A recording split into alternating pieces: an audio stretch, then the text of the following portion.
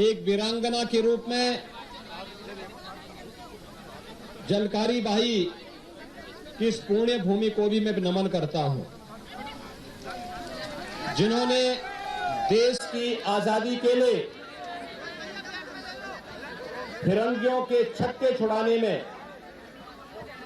और उस कालखंड में महारानी लक्ष्मीबाई का ये वक्तव्य कि मैं अपनी झांसी हरगिज नहीं दूंगी, हर बुंदेलखंड वासी को आज भी एक नई प्रेरणा, एक नए जोश के साथ प्रेरणा प्रदान करती है। भाइयों बहनों, जब मैं झांसी की बात करता हूं तो इसी झांसी में इस देश के हॉकी के जादूगर मेजर ध्यानचंद जी ने अपनी कर्मभूमि बनाया था। एक नहीं, चार ओलंपिक में भारत को गोल्ड मेडल दिलाने वाले, भारत को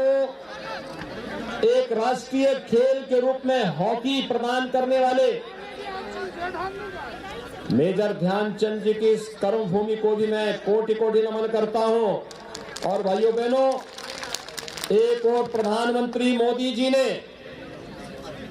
यहां के लोकप्रिय सांसद और विधायक की अनुशंसा से झांसी के रेलवे स्टेशन का नाम महारानी लक्ष्मीबाई के नाम पर किया है। तो भाइयों बहनों, हम लोगों ने उत्तर प्रदेश में एक महिला पुलिस पीएससी की बटालियन के गठन किया है, उसका नाम हम लोगों ने वीरांगना झलकारी बाई के नाम पर किया है। और राज्य सरकार ने, भारतीय जनता पार्टी की डबल इंजन की सरकार ने हॉकी के जादूगर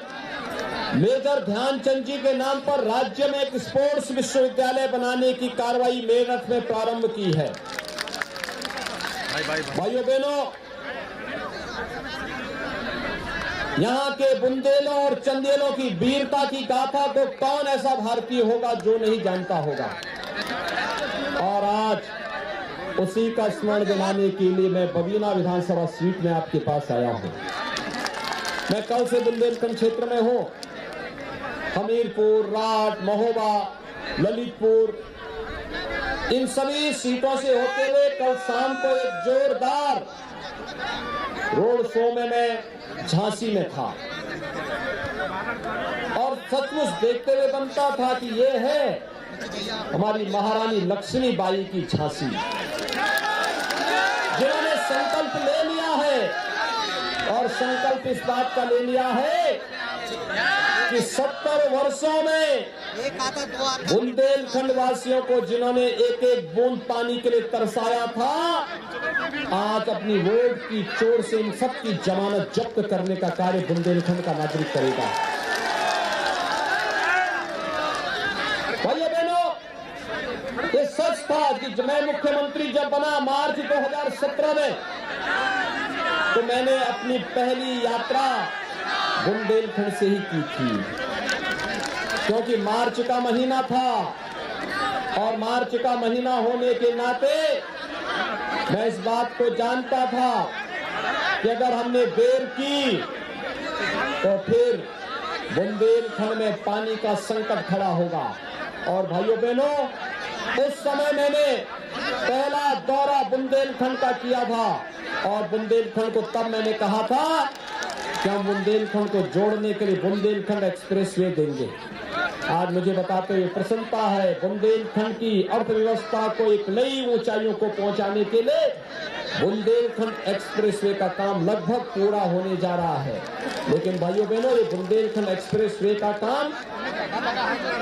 केवल आवागमन के एक साधन के रूप में नहीं, बल्कि बुंदेलखंड एक्सप्रेसवे का मतलब बुंदेलखंड के हरेक जनपद में औद्योगिक क्लस्टर भी स्थापित करने का हमारा अभियान है। और उसकी शुरुआत हमने डिफेंस कॉरिडोर से कर दी है। बहनों, डिफेंस कॉरिडोर का मतलब याद करिए सपा बसपा कांग्रेस की सरकारों में यहां पर अवैध असले बनते थे, इनके गुर्गे बेद असलों से व्यापारियों से वसूली करते थे। यहां खनन माफिया हावी था, भू माफिया हावी था, गरीबों की संपत्ति पर कब्जा होता था, अराजकता का तांडव था और अव्यवस्था और अराजकता की इस स्थिति में बुंदेलखंड में पलायन होता था। लेकिन भाइयों बहनों, अगर सपा बसपा कांग्रेस ने अवैध तमंचों की फैक्ट्री लगा के तमंचावादी वे बने हैं, तो आज क्या होता था, अराजकता का तांडव था और अव्यवस्था और अराजकता की उस स्थिति में बुंदेलखंड में पलायन होता था। लेकिन भाइयों बहनों,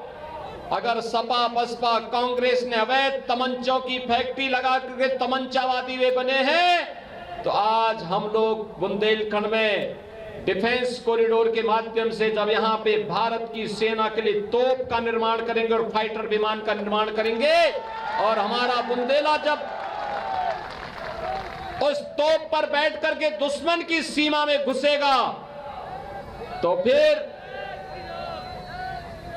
महारानी लक्ष्मीबाई का ये वाक्य कि मैं अपनी झांसी हरगिज नहीं दूंगी, एक बार फिर से स्मरण करता हुआ जब दुश्मन की छाती को बेचते हुए दुश्मन की सीमाओं में घुसेगा, तो हमारा बुंदेलखंड का नौजवान इस बात को जरूर कहेगा कि मैं अपने दुश्मनों को छोड़ूंगा भी नहीं।